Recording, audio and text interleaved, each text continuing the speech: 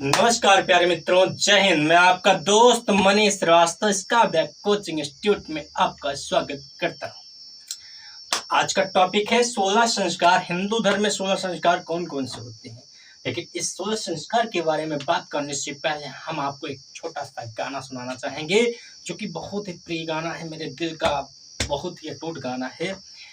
कहते हैं इस दुनिया में माँ बाप से बढ़कर कोई होता नहीं है। वास्तव में बात सच है कि सच्चा जो कोई है तो माँ बाप है। बिना स्वार्थ के प्यार करते हैं मेरे भाई, और कोई है वही नहीं। तो माँ बाप के एक छोटा सा गाना है, आशा करते हैं आपको पसंद आएगा। और हाँ, वीडियो को अंत तक देखिएगा और लाइक करिएगा, शेयर करिएगा, सब्सक्राइब करिएगा, कमेंट करिएगा। बड़ी खुशी इस बात की है कि पिछली वीडियो मेरे 5 सब्सक्राइबर बढ़ गए, 5 भैया। अब पूरे सब्सक्राइबर 60 हो गए, 60। और व्यूज आए थे 20 या 25। बहुत बहुत धन्यवाद भाई, आप सबको बहुत बहुत धन्यवाद। चलिए सुनाते हैं गाना। हो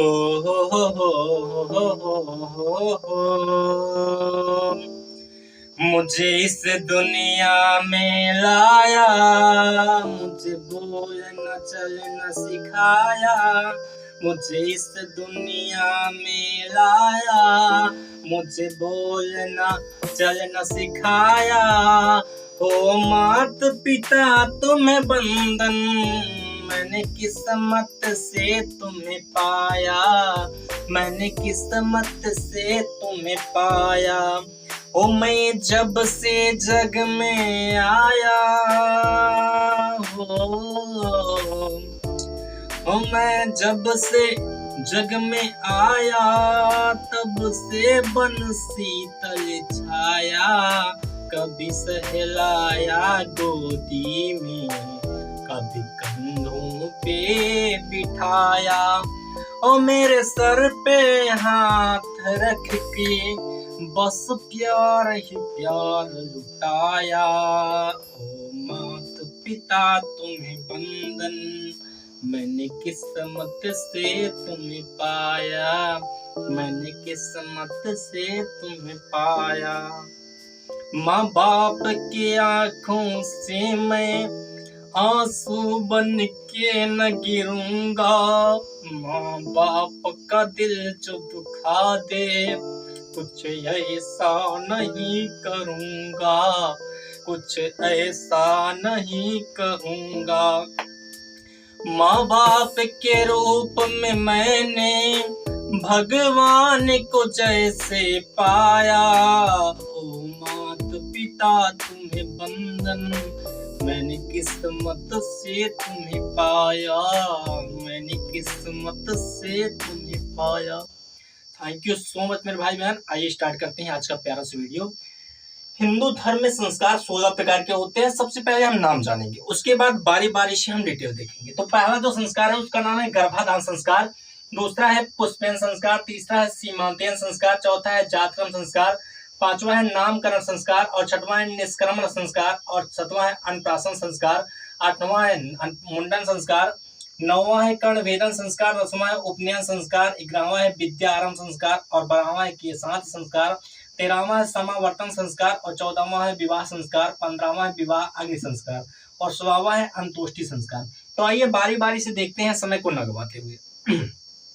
तो पहला संस्कार है गर्भाधान संस्कार। ये गर्भाधान संस्कार क्या होता है? गर्भ में से होता है एक बच्चा, जब माँ के पेट में 9 महीने के लिए पलता पोसता बड़ा होता है, उसका गर्भ आरंभ हो जाता है।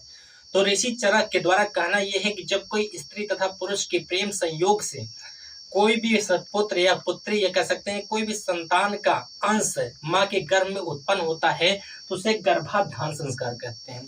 इसी तरीके से पुष्पयन संस्कार है। पुष्पयन संस्कार का तात्पर्य यह है, जब कोई भी संतान एक माँ की गर्भ में 2 अथवा 3 महीने का हो जाता है, तो कुछ औरतों के द्वारा, परिवारों के द्वारा जो आपके गुदभराई की रस्म होती है, उस रस्म को ही पुष्पयन संस्कार कहते हैं।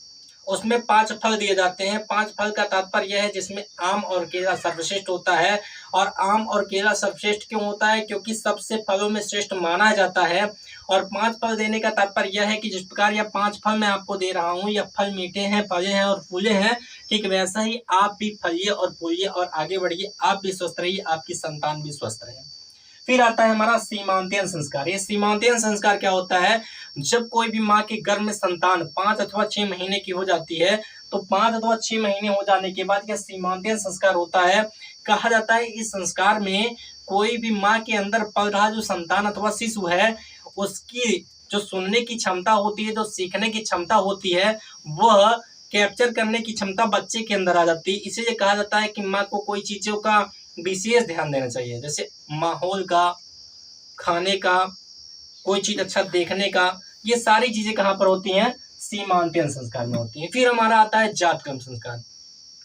आखिर भाई बहन, ये जात क्रम संस्कार क्या होता है? कभी कभी वर्डों को अगर हम ना समझे तो वर्डों को हम तोड़कर समझते हैं कि तोड़ने के बाद जो अर्थ समझ में आता है उससे हम देखते हैं। जात क्रम संस्कार का तात्पर्य क्या है? जब कोई भी संतान माँ के गर्भ में होता है तो उसे नहीं पता है कि इस दुनिया में क्या है, यह दुनिया क्या है, मेरी क्या जात है, मैं हिंदू हूँ, मुस्लिम हूँ, सिख हूँ, जैन हूँ, ईसाई हूँ, पारसी हूँ, मैं क्या हूँ, वो खुद नहीं जानता। वो भगवान से कहता है, भगवान जी मेरी माँ को बहुत दर्द हो रहा है, इस माँ की काल कोठरी से मुझे बाहर करिए। पर भगवान जी कहते हैं नहीं, बाहर जाओगे तुम तो तुम उधुम मचाओगे, तुम शैतानियां करना शुरू कर दोगे। तो बेटा कहता है कि नहीं भगवान जी आप मुझे बाहर करिए, माँ को मेरे बड़ी तकलीफ हो रही है, मैं बाहर जाऊंगा, कोई भी उधुम नहीं मचाऊंगा, कोई भी बदमाशी नहीं करूंगा। पर जैसे ही बच्चा माँ के गर्भ से पैदा होता है वो क्या कहता है? कहता है कहाँ कहाँ कहाँ कहाँ। तो भगवान जी कहते हैं जो वादा किए थे। तो बच्चा कहता है कहाँ कहाँ कहाँ कहाँ कहाँ, हम कोनो वादा नहीं किए थे। सुन रहे हो? आगे आता है जातक्रम संस्कार। जातक्रम संस्कार का तात्पर्य है कि जब कोई भी संतान जन्म ले लेगी तो जन्म के बाद सोने के चम्मच से उसको घी और शहद चढ़ाई जाती है और उसके जात का निर्धारण होता है। इसी को कहते हैं जात क्रम संस्कार। फिर हमारा आता है नामकरण संस्कार। आखिर ये नामकरण संस्कार क्या है? तो नामकरण संस्कार की अगर बात की जाए तो नामकरण संस्कार होने का एक समय होता है। जब शिशु जन्म लेता है तो 11वें दिन ब्राह्मण देवताओं के द्वारा, पंडित पुरोहितों के द्वारा, माता पिता के बुलाए जाने पर ब्राह्मण देवता जा करके उसके राशि के अकॉर्डिंग उसका नाम रखते हैं। जैसे कलुआ हो गया, और जैसे हम कोई भी नाम हो गया वैसे राशि का नाम लिया नहीं जाता है। ठीक है, राशि का नाम बहुत अड़बंगा होता है, टिंटिरिया, पिंटिरिया, ऐसे बहुत सारी चीजें होती हैं। राशि का नाम कभी लेना नहीं चाहिए, अपनी राशि का नाम तो कभी नहीं लेना चाहिए। तो ये राशि का नाम लिया जाता है। और वैसे तो नाम बहुत सारे रखे जाते हैं, राहुल, मोनू, सोनू, और जो आती हैं बड़की माई बड़की माई का तात्पर्य धर्म पत्नी, वो भी अपना नाम रख देती हैं। मेरे सैया जी का नाम, सैया फर पति जी का, ए जी, ओ जी हम ना कहेंगे, हम तो इशारों में बातें करेंगे।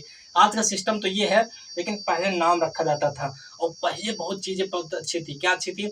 कि पहले जो हिंदू धर्म में औरतें थी वो पति का नाम नहीं लेती थी। आज का क्या सिस्टम है? सीधा कहेंगे हम सोनू बहू आई, मोनू बहू आई, मुन्ना बहू आई, पप्पू बहू आई, ऐसा सिस्टम बताते हैं, कहते हैं। तो ये है हमारा नामकरण संस्कार। फिर आता है निष्क्रमण संस्कार। ये 6ठा नंबर। निष्क्रमण संस्कार क्या होता है? तो निष्क्रमण संस्कार के अगर बारे में बात की जाए तो माता पिता के द्वारा जब उनकी संतान 4 माह की हो जाती है तो पिता के द्वारा भगवान सूर्य तथा चंद्रमा की पूजा की जाती है और यह अभिलाषा की जाती है या आशीर्वाद मांगा जाता है कि हे सूर्य भगवान, हे चंद्रमा भगवान, जिस प्रकार हमारे 5 तत्वों से हमारा शरीर बना है, ठीक वैसे ही इन्हीं 5 तत्वों से हमारी संतान की रक्षा करिएगा। तो कौन कौन से 5 तत्व आप जानते होंगे? वह 5 तत्वों से हमारा शरीर मिलकर के बना हुआ है। अन्नप्राशन संस्कार क्या होता है? अन्नप्राशन संस्कार का मतलब अन्न। अन्न का तात्पर्य जो आप खाते हो, जैसे कोई जो खाने के लिए देते हैं, कोई जीने के लिए खाते हैं। तो आप किस लिए खाते हो, किस लिए जीते हो, आप जानो। क्योंकि अगर आप पशुओं की तरह ही रहोगे, खाओगे जियोगे तो इस जिंदगी में कुछ नहीं कर सकते। पहली चीज तो ये है मेरे भाई कि मेरा मानना ये है कि अगर इस दुनिया में हम हैं तो सबसे बड़ी चीज ये धरती हमारी माँ है और ये देश हमारा भारत है। और अगर इस देश के लिए और धरती माँ के लिए अगर हम कुछ नहीं कर सकते, प्रतिदिन सोचा करो कि अगर हम अपने देश के लिए कुछ कर रहे हैं तो हम बहुत अच्छे हैं। और 2 चीजें होती हैं। पहला चीज कि हम अच्छे हैं, ये हमारा विश्वास, लेकिन हम ही अच्छे हैं ये हमारा घमंड है।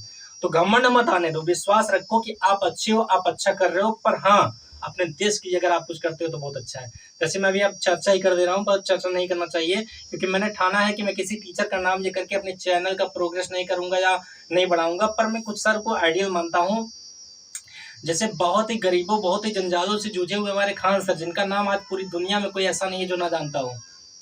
हमारे बहुत ही आइडियल सर हैं खान सर। एक सर हमारे हैं बहुत आइडियल, अलग पांडे सर, फिजिक्स वाला, यही प्रयागराज से जा करके आज 3,3200 में पूरे साल भर की नीट की तैयारी, जेई की नीट की तैयारी कराते हैं। ओझा सर को देखिए, कहाँ नहीं सोए, दिल्ली रोडवेज पे सोए। आप देखिए ओझा सर को कौन नहीं जानता। तो हम कहने का मतलब ये है कि चीजों को परफेक्टली आप जानो, समझो, देखो, आप किसी से कम नहीं हो, ऐसा आपका विश्वास होना चाहिए। आते हैं टॉपिक पे। अन्नप्राशन संस्कार के अंतर्गत 6 माह के हो जाने के बाद संतान को उसकी बुआ, घूर होता है, गांव में घूर होता है जहां पर गोबर को गाड़ा जाता है, मतलब कि एक गड्ढा होता है, उसमें गोबर, गाय का गोबर वगैरह फेंका जाता है, तो उस घूर पे लक्ष्मी का वास होता है। तो वहां पर बुआ जो होती है वो अपने भांजे या भतीजे भतीजे को ले जा करके एक चांदी के चम्मच से चावल का माड़ खिलाती हैं। चावल का माड़ क्या होता है, जब आप चावल बनाओगे ना तो गांव में बटुई में बनाते हैं, तो उसमें जो माड़ निकलता है, माड़ बहुत ही विटामिन युक्त होता है। लोग आजकल क्या करते हैं पता है, वही चावल को धुल करके माड़ को फेंक करके खाते हैं। अब सोचिए जिसमें विटामिन है उसको आप खाते ही नहीं। तो जो बुआ होती है वो चांदी के चम्मच से घूर पे जाकर जहाँ लक्ष्मी का वास होता है वहां पर संतान को, अपने भतीजे भतीजी को अन्नप्राशन यानी कि आपके चावल के माड़ को खिलाती है। फिर आता है मुंडन संस्कार। मुंडन संस्कार भैया ऐसा चीज है कि मुंडन संस्कार का तात्पर्य है कि हमारे पूरे शरीर में सबसे जो प्रिय चीज होता है वो होता है बाल, चाहे वो लड़का का हो चाहे वो लड़की हो, बिना बाल का कुछ नहीं। जैसे इसमें मैंने अपने बाल बनवा दिए। क्यों बनवा दिए? क्योंकि जैसे हम संस्कार के तात्पर्य अगर बात करें तो हमारे मानने में, हमारे जीवन में कोई मेरे लिए मर चुका है, उसके लिए मैंने अपने बाल को बनवा दिया। मतलब मैंने उसको माना है कि वो मर गया लेकिन वो जिंदा है, ऐसा मेरा मानना है कि वो मेरे लिए मर चुका है लेकिन वो जिंदा है, तो इसलिए मैंने अपने बाल बनवा दिए। तो मुंडन संस्कार का तात्पर्य यह होता है कि जब आपकी कोई प्रिय चीज है, प्रिय चीज का मतलब बाल, उसको 1 साल, 3 साल, 5 साल, 7 साल यानी अभाज्य संख्याओं के आधार पे संतान की मनौती होती है, माँ बाप की मनौती होती है कि माता रानी मैं अपने पुत्र अथवा पुत्री का बाल यहाँ पर दान करूंगा, तो वह 1, 3, 5, 7 इन सालों के आधार पे मुंडन कराते हैं। तो वही होता है मुंडन संस्कार। फिर आते हैं, हमारा आता है 9वां नंबर, कर्ण वेदन संस्कार। ये कर्ण वेदन संस्कार क्या होता है? कर्ण वेदन संस्कार का तात्पर्य यह है कि जब भी कोई भी संतान थोड़ा सा बड़ी हो जाए, 6 माह से 5 साल के बीच के संस्कार होता है, ध्यान दीजिएगा, 6 माह से 5 साल के बीच में संस्कार होगा। जब कोई भी संतान बड़ी हो जाए तो पिता के द्वारा अथवा माता के द्वारा उपस्थिति में संतान के कर्ण वेदन यानी कान को भेदा जाता है। ऐसा मानना है कि कान को भेदने में जो सूर्य भगवान की रोशनी होती है, इसका प्रकाश जैसे ही कान के छिद्रों से आर पार होता है, तो जिस प्रकार सूरज भगवान हमेशा प्रकाशित रहते हैं, वैसे ही जो संतान होती है वह सूर्य भगवान की तरफ प्रकाशित रहती है, चमकती रहती है। तो ये होता है कर्ण वेदन संस्कार। जैसे कि अभी हमारी माननीय मुख्यमंत्री योगी आदित्यनाथ कान को अपने छिलाए हुए हैं, और आज समय देखिए इस समय कितना अच्छा मानना है कि महाराज जी हैं या उनका मानना है अथवा उस संस्कार को समझते हैं, मानते हैं, जानते हैं, तो उन्होंने ऐसा किया है। मैं नहीं कहता कि आप करो, पर आपको जो लगता है वो आप करो, समझे भैया। तो कहने का तात्पर्य है कि आज इस समय अगर कान को लड़का छिदा लेगा या घूमेगा तो लोग कहेंगे अरे यार मानो लफंगा है। लफंगा नहीं है भैया, संस्कार है, और आज इसी संस्कार को हम समाप्त करते जा रहे हैं। तो देख लो क्या है आपके अंदर, क्या नहीं है। ये संस्कार 16 है, और 16 में एक भी संस्कार आपके अंदर हो तो आप बहुत अच्छे हो। आगे देखते हैं उपनयन संस्कार। ये उपनयन संस्कार क्या होता है? उपनयन संस्कार वही संस्कार है मेरे भाई जब माता पिता के द्वारा गृह को त्याग दिया जाता है, और गृह को त्यागने के बाद गुरु को पास छोड़ आते हैं माता पिता। कब? 4 आश्रम होते हैं ना, ब्रह्मचर्य सबसे बड़ा आश्रम, जानते हो। तो ब्रह्मचर्य में क्या होता है कि ब्रह्मचर्य गुरु के पास जाकर के 25 साल तक शिक्षा दीक्षा आरंभ करना, शिक्षा दीक्षा को पाना सबसे बड़ी बात है, जान लीजिए आप। अब माँ बाप पहले ना देखने नहीं जाते थे पुत्र मेरा कैसे है, पुत्री मेरा कैसे है, क्योंकि वहां जाएंगे तो बेटा पुत्री माया मुंह पड़ जाएगा, अरे मम्मी हम रही ना पवत है तोरे बिना हम घरे चलो चाहे चाहो जाए, ये सिस्टम होता था। लेकिन पहले जाते थे पेड़ के पीछे गुरु जी दिखा देते थे कि हाँ आपका बेटा वाह एकदम अच्छा है, कोई दिक्कत की बात नहीं। आज क्या है, वीडियो कॉलिंग, मम्मी मन ही नहीं लागत, हम पढ़े ना पावत नहीं मम्मी, हम तो कर देखब तोरे हाथ के रोटी हमका अच्छी लागत, हमको कुछ जमता ही नहीं। भैया एक चीज जो घर से आगा वो जिंदगी में आगे बढ़ गया। पहली बात, भगवान बुद्ध घर से आगे तो भगवान बुद्ध बन गए, गौतम बुद्ध बन गए, सिद्धार्थ, इनकी पत्नी का नाम यशोधरा, पुत्र का नाम राहुल, सुद्धोधन के पुत्र भगवान श्री राम, मर्यादा पुरुषोत्तम श्री राम हो गए। घर को त्यागे बस।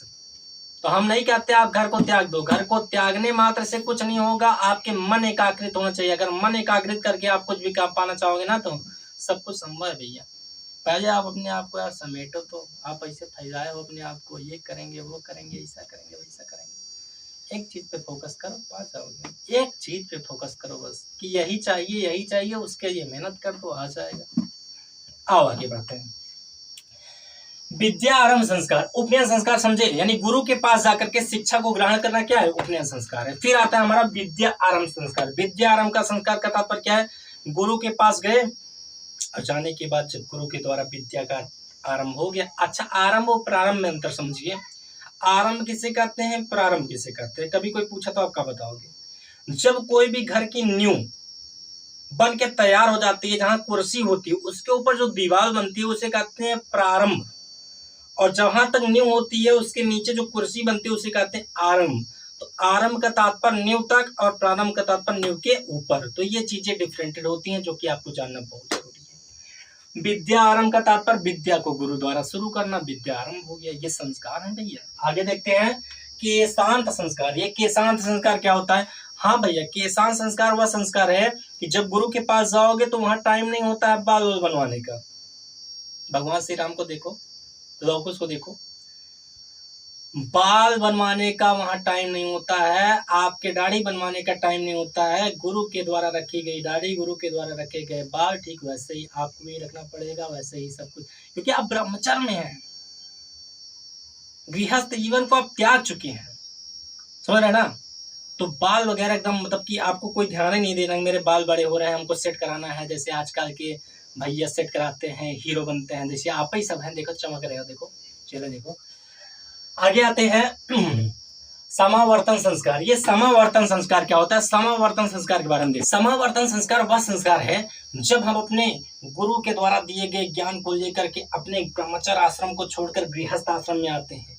तो गृहस्थ आश्रम में जब लौटते हैं तो गुरु द्वारा हमें नहलाया जाता है गंगा के पानी से, शुद्ध पानी से, कि आप ब्रह्मचर्य को छोड़ करके गृहस्थ में जा रहे हो। गृहस्थ में कैसे जाओगे, सब शादी करोगे तभी तो ना। तो आगे वही संस्कार है हमारा विवाह संस्कार। अब विवाह संस्कार क्या होता है, 7 फेरों से बना जन्मों का ये बंधन। कहते हैं हिंदू धर्म में एक बार विवाह करने के बाद 7 जन्मों का रिश्ता हो जाता है, नहीं छोड़ूंगी। चलिए देखते हैं विवाह संस्कार। जैसे कहते हैं मैं मायके चली जाऊंगी, तो लड़का कहता है मैं डंडा लेके आऊंगा। अब डंडा लेके आएगा वो तो खुशी हो जाएगा, जा जा जा, बहुत अच्छी बात, कम कम गऊ तो तू। तो विवाह संस्कार यही संस्कार होता है, कहने का मतलब जहां पर शादियां हो जाए, ब्रह्मचर्य जीवन को त्याग कर गृहस्थ जीवन में आप आ जाए, तो वो होता है विवाह संस्कार। फिर आता है हमारा विवाह अग्नि संस्कार। अच्छा, विवाह अग्नि संस्कार क्या है, अग्नि माने आग। जब 7 फेरे देते हैं तो 7 फेरों में 7 कसमें होती हैं, उन 7 कसमों को मानना पड़ता है और मान करके 7 जीवन को व्यतीत करना पड़ता है, वही होता है विवाह अग्नि संस्कार। फिर हमारा आता है अंत्योष्टि संस्कार। ये अंत्योष्टि संस्कार क्या है, अंत्योष्टि संस्कार का तात्पर्य है कि जब इस दुनिया में आए हो तो जाना तो बनता है, जब टिकट कटाए हो तो वेटिंग लिस्ट में है, फिर रिजर्वेशन में हुआ, रिजर्वेशन से एकदम कंफर्म हो जाएगा। तो जब आदमी मर जाता है उसको जला करके उसके पंचतत्व शरीर को जल में, गंगा में प्रवाहित कर दिया जाता है, तो उसी को कहते हैं अंत्योष्टि संस्कार। तो ये था हमारा 16 संस्कार जो कि जानना आपके लिए बेहद इंपॉर्टेंट था। ऐसे ही आगे वीडियो में बने रहिएगा दोस्तों। अगली वीडियो में मिलते हैं, तब तक के लिए धन्यवाद। Thank you so much. जय हिंद, जय भारत।